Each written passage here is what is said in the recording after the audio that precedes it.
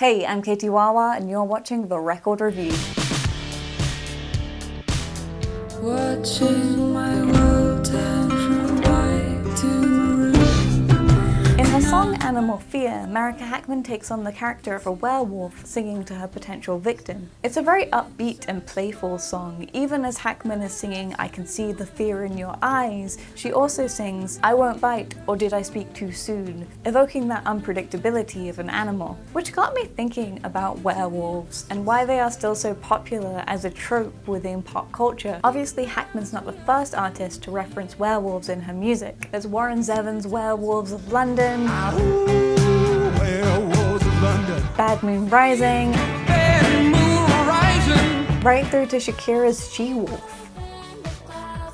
Mythologies relating to werewolves or humans who turned into animals developed around the world in a lot of different places, and they seem to represent our fear as societies were becoming more complex that we were ultimately just animals. And ultimately, if those artificial structures were to crumble away, we'd be left with our animalistic urges. It's no coincidence as well that werewolves typically live in the woods outside of society, and they're governed by moonlight, which opposes the clear, rational sunlight of daytime. The title of this song, Animal Fear, has a really interesting double meaning that encapsulates a lot of my ideas about werewolves. On the one hand, animal fear means the fear of animals. We're scared of what is other.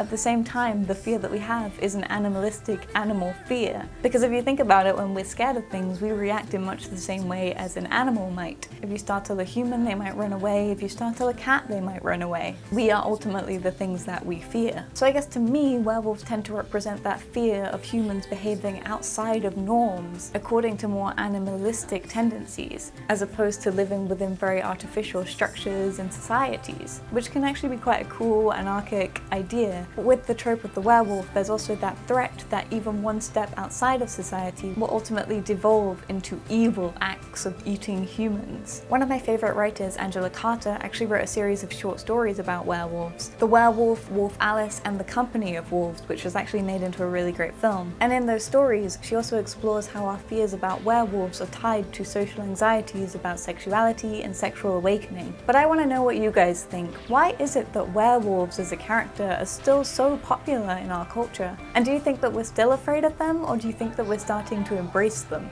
Also, I'd love to know what your favorite incarnation of the werewolf trope is. Are you a fan of Oz from Buffy, or do you really love John Landis's interpretation? Let me know in a comment below.